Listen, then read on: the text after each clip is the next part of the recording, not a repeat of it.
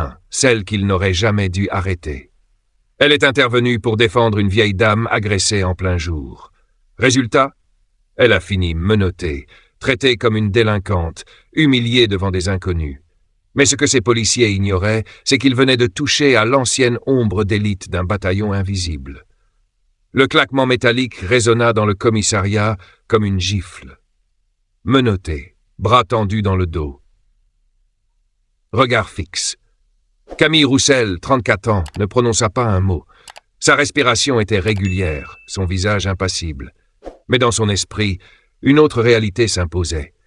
Elle avait survécu à 3 déploiements dans des zones rouges, désamorcé des embuscades en silence, arraché des otages à des groupuscules dans des villages oubliés.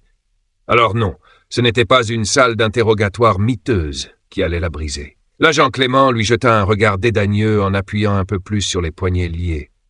Elle a ce regard-là, tu sais, le regard des gens qui ont vu trop de trucs. Faut faire gaffe, c'est le genre à péter les plombs. Camille ne releva pas. Elle n'en avait pas besoin. Le silence, elle le maîtrisait mieux que n'importe qui. Elle savait exactement quand parler, et surtout, quand observer. Tout avait commencé la veille. Une scène banale, une vieille dame, un parking de supermarché, 2 types nerveux, l'un des 2 tirant violemment sur le sac qu'elle tenait. Camille avait agi par pur réflexe. Approche discrète, bras verrouillés, poids déplacé. Les 2 agresseurs s'étaient effondrés avant de prendre la fuite en boitant, sans le sac. Elle aurait pu partir, mais elle avait attendu. Elle croyait encore à une justice honnête. Erreur. Les policiers arrivèrent, confus, et avant qu'elle ne puisse expliquer, l'un des agresseurs hurla. « C'est elle, elle était avec nous. » Il l'avait cru, juste comme ça. La dame âgée n'avait pas eu le temps de parler. Les agents étaient déjà sur Camille. Dans la salle d'interrogatoire, l'humiliation se poursuivit. Nom complet? Camille Victoire Roussel. Profession? Mécanicienne. Pas un mot sur ses années dans les forces spéciales. Pas un mot sur les opérations confidentielles, les blessures, les camarades tombés. Ce genre de vérité, elle avait appris à le cacher. Trop souvent mal interprété. Trop souvent utilisé contre elle. C'est à ce moment-là qu'il est entré. Commandant Giraud. L'un de ceux qui suintent l'autorité mal placée, un sourire satisfait accroché aux lèvres. « Alors, c'est vous, la pseudo-héroïne? Il paraît que vous jouez les justicières. Vous vous prenez pour qui? Rambo ?» Il feuilleta son dossier d'un air moqueur. « Mécanique auto, hein? Pas mal pour une wannabe. Vous avez une formation spéciale aussi. Bon, laissez-moi deviner, vous avez vu des choses, c'est ça ?» Camille le fixa. Pas une once de peur dans ses pupilles. Je voulais juste aider une dame, monsieur. Mais elle savait. Ce ton, ce mépris. Elle l'avait déjà entendu. Ce type n'humiliait pas par maladresse. Il avait l'habitude. Il prenait plaisir à casser ceux qu'il jugeait inférieurs. Et là, il pensait tenir une proie facile. Ce qu'il ne savait pas, c'est qu'il venait de mettre un genou dans une fourmilière. Car Camille n'était pas qu'une ex-militaire. Elle était une légende classée. Tireuse d'élite, détachée sur des théâtres d'opération que même les politiques n'osaient nommer. Une femme qui avait dû, pour survivre, devenir invisible et redoutable. Alors que le commandant tournait les talons, persuadé de l'avoir écrasée, Camille aperçut un détail sur son bureau en quittant la salle. Une photo. Giraud y apparaissait aux côtés d'un entrepreneur local. Bannière derrière eux, bâtiment Gauthier et Fils. Le même nom que celui inscrit sur le blouson des ouvriers responsables du licenciement de 3 anciens soldats, dont l'un s'était suicidé. Les connexions se dessinaient. Le puzzle mental commençait. Et dans sa cellule froide, les engrenages se mirent à tourner. Lentement, précisément. Elle ne bougeait pas, mais elle avançait déjà. Le lendemain, alors que le sergent venait lui jeter un croissant froid comme une faveur, un gardien surgit. Visite pour la détenue Roussel. Dans la salle d'entretien, un homme l'attendait. Costume sobre, posture droite, regard tranchant.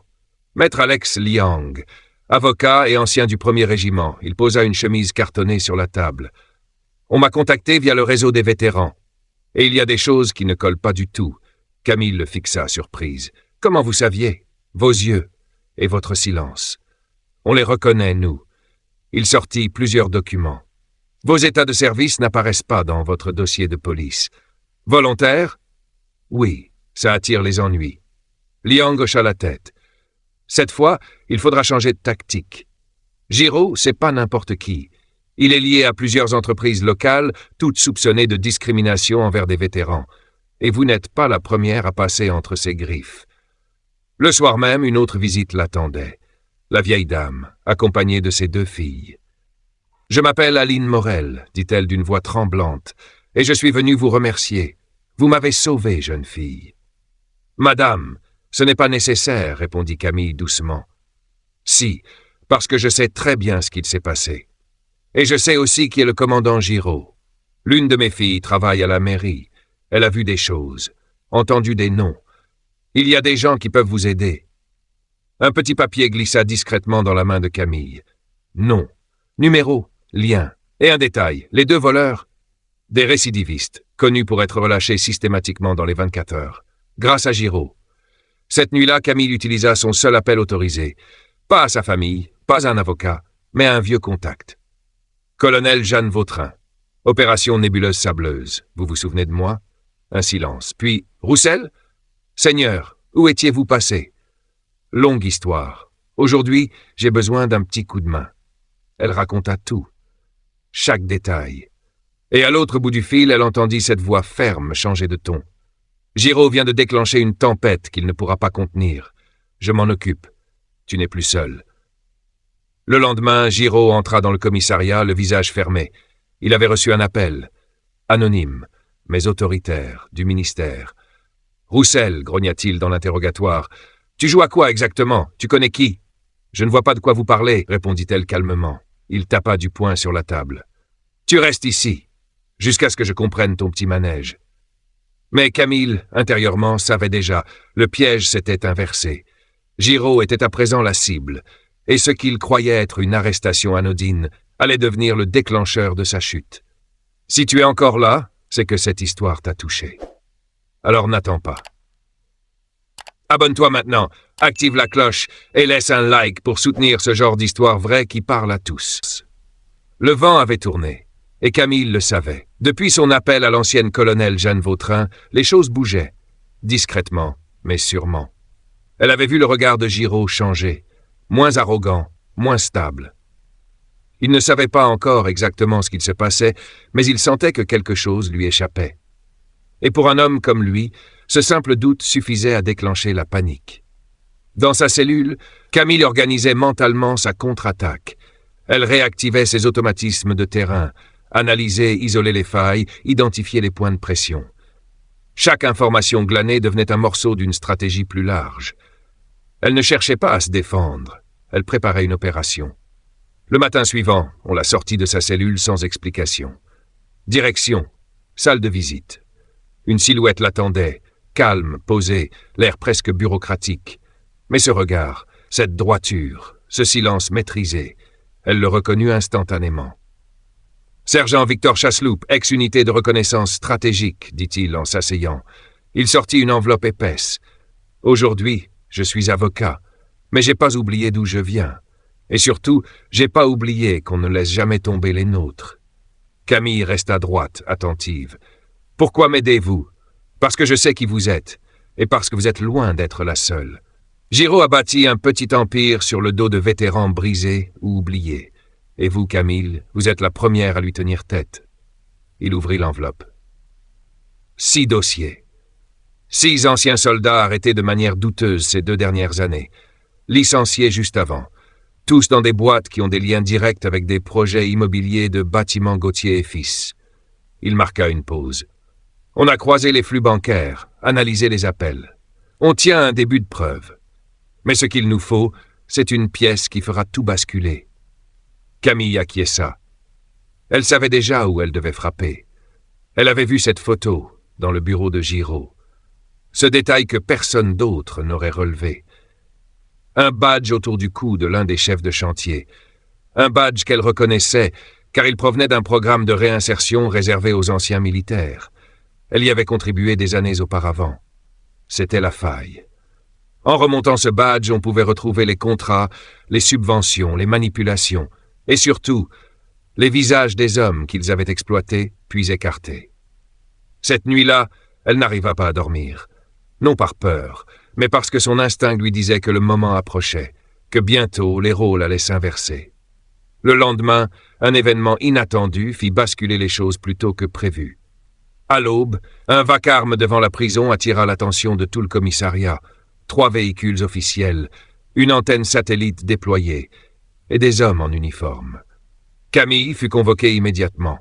Giraud entra dans la cellule, nerveux, accompagné d'un gradé qu'elle reconnut aussitôt. « Colonel Émile Langlois, ministère des Anciens Combattants », annonça-t-il sèchement. Il tendit à Giraud une lettre tamponnée. « Mandat d'audit sur la gestion des affaires impliquant d'anciens militaires. Vous avez 48 heures pour justifier chaque décision. En attendant, mademoiselle Roussel est placée sous notre supervision. » Giraud pâlit. Camille se leva, droite, impassible. Elle ne dit rien. Elle n'avait pas besoin. Dans le véhicule militaire qui l'éloignait de la prison, elle croisa le regard du colonel Langlois. « Vous avez touché une corde sensible, Roussel. Votre dossier a remonté jusqu'au ministère, et une personne très haut placée a demandé à ce qu'on vous écoute. » Camille savait qui c'était. Jeanne Vautrin n'agissait jamais seule. Elle déclenchait des chaînes.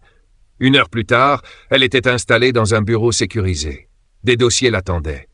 Elle les ouvrit, les noms, les lieux, les montants. Et soudain, tout s'imbriquait. Camille comprenait désormais qu'elle n'était pas seulement une cible. Elle était devenue la clé. Giraud ne l'avait pas arrêtée par erreur. Il l'avait arrêtée par peur, parce qu'elle représentait la mémoire, la discipline, la loyauté, et qu'elle connaissait les codes de ceux qui pensent être intouchables. Mais il venait de réveiller quelque chose qu'il n'avait pas anticipé. Un soldat formé au silence, qui avait décidé de parler. La mission venait tout juste de commencer. Le compte à rebours était lancé. Dans les jours qui suivirent sa libération, Camille Roussel devint un nom qu'on murmurait dans les couloirs du pouvoir. Ceux qui l'avaient ignorée ou humiliée réalisaient trop tard qu'elle n'était pas une simple mécanicienne au passé militaire discret. Elle était une stratégie vivante, une machine de précision formée pour identifier les failles. Et cette fois, la faille, c'était eux. Dans un appartement sécurisé mis à disposition par le ministère, Camille étudiait les documents rassemblés par Victor Chasseloup. Chaque ligne révélait l'étendue du réseau de corruption tissé par le commandant Giraud et ses associés. Entreprises partenaires, licenciements ciblés, montage financier opaque, et toujours d'anciens militaires broyés par un système qui refusait de reconnaître leur valeur. Mais Camille n'était pas seule. Derrière elle, un cercle se formait, silencieux, solide, légitime. D'anciens soldats, juristes, analystes, mais aussi des civils engagés, des citoyens qui en avaient assez du mépris institutionnalisé. Leur plan n'était pas la vengeance, c'était la vérité. Implacable, publique, incontestable. Quelques jours plus tard, une conférence de presse fut convoquée au palais de justice. L'événement n'avait rien d'ordinaire. Présence du ministère de la Défense, du parquet financier et surtout d'une invitée surprise. La colonelle Jeanne Vautrin, héroïne nationale, venue soutenir une combattante de l'ombre. Camille prit la parole en dernier. « Quand on m'a menotté, dit-elle d'une voix calme, on pensait réduire une femme au silence. On a oublié une chose. Les militaires n'apprennent pas seulement à tirer, ils apprennent à observer, à endurer, à encaisser, et parfois à attendre le moment juste. » Elle raconta tout, sans artifice, le supermarché, l'agression, l'arrestation, le silence volontaire sur son passé, le mépris de Giraud, puis l'épreuve, les anciens soldats brisés, les liens avec les entreprises locales. Un souffle parcourut la salle. La vérité faisait mal, parce qu'elle était nue, brutale, impossible à nier. Le soir même, le commandant Giraud était suspendu de ses fonctions. 3 chefs d'entreprise furent placés en garde à vue, et dans les jours suivants, 12 anciens militaires injustement inculpés furent réhabilités. Mais le plus puissant, ce ne fut pas la justice. Ce fut le mouvement qui naquit de cette affaire. Une plateforme nationale fut créée, reconstruire l'honneur. Une loi votée en urgence, le décret Roussel, visant à protéger les anciens combattants dans l'emploi et les procédures pénales. Camille, elle, refusa toute décoration. Elle déclara simplement « Je ne suis pas une héroïne. Je suis une preuve. La preuve qu'on ne se relève pas malgré les coups, mais à cause d'eux. Et parfois, il suffit d'un seul refus de se taire pour que tout un système s'effondre. » Son garage, laissé à l'abandon pendant les procédures, fut transformé en centre d'insertion pour vétérans. financé par des dons citoyens, soutenu par des mécènes silencieux. Son nom en façade? Aucun. Juste une phrase gravée en acier. On ne répare pas que des moteurs ici. On restaure des vies. Camille n'avait pas seulement répondu à une injustice. Elle avait posé les fondations d'un nouveau modèle, et au moment où le parquet annonçait officiellement l'ouverture d'une enquête nationale pour corruption dans plusieurs préfectures, elle reprit calmement son poste, dans l'atelier, un chiffon à la main, comme si de rien n'était.